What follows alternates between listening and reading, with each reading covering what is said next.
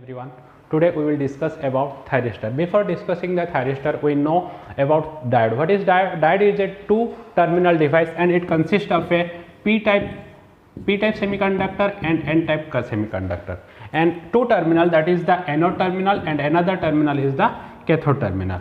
So in diode, it has two modes, that is forward biasing mode and second one is the reverse biasing mode. In forward biasing mode, p-type connected with positive terminal and n-type connected with negative terminal.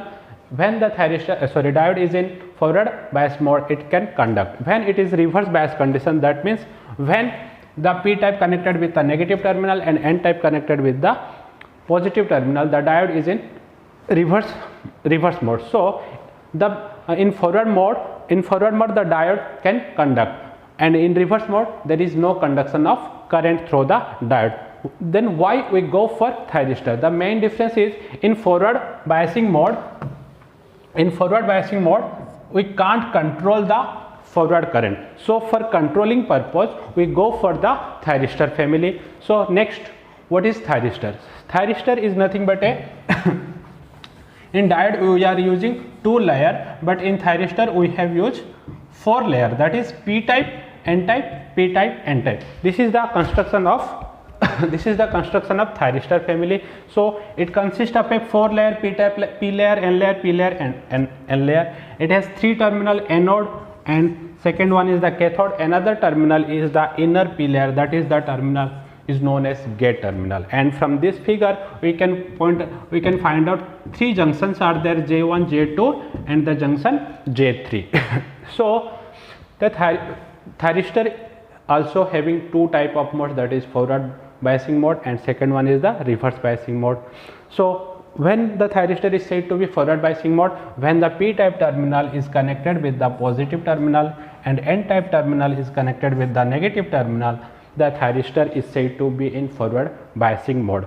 But in the forward biasing mode, the junction J1 is and junction J3, because p-type connected with the positive and n-type connected with the negative. So junction J3 is forward biased and the junction J1 also in forward bias. We can say junction J3 and J1 and J3 are forward bias modes, but the junction J2 is in reverse biasing mode, because this is the reverse biasing mode. As the junction J2 is in reverse biasing mode, there will be no current flowing through the thyristor. So in this condition is called forward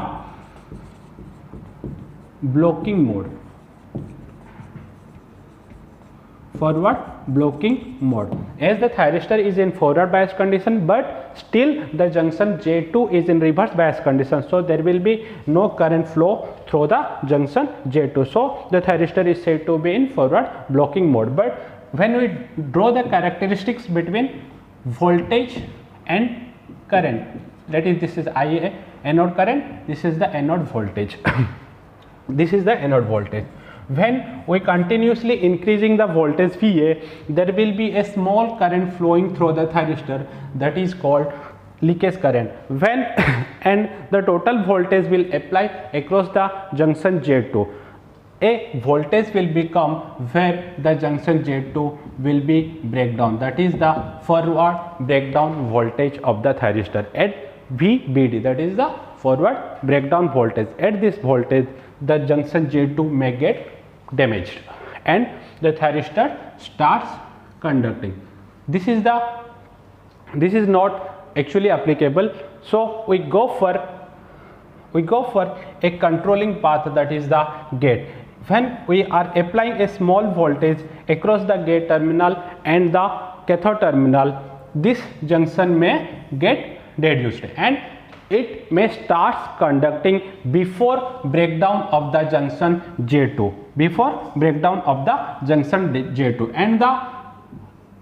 and the starting of the conduction of the thyristor totally depends on the amount of current given from the gate terminal. Here we are getting here Ig1, Ig2 and Ig3. So we can write Ig1 is greater than Ig2 is greater than Ig3. This is the amount of current. Means when we are giving more current through the gate terminal, it turn on quickly. When depending on the magnitude of the gate current, its turn on process depends, and this is the condition. This is the forward when the current flowing through the thyristor after this gate junction J2 diminish, then the type of mode is called forward conduction mode. This is the forward conduction mode, is nothing but when the thyristor starts conducting. Next case when we are going for reverse state, that means this terminal p type terminal is connected with the negative and n type is connected with the positive. This is called reverse biasing mode. And in reverse biasing mode,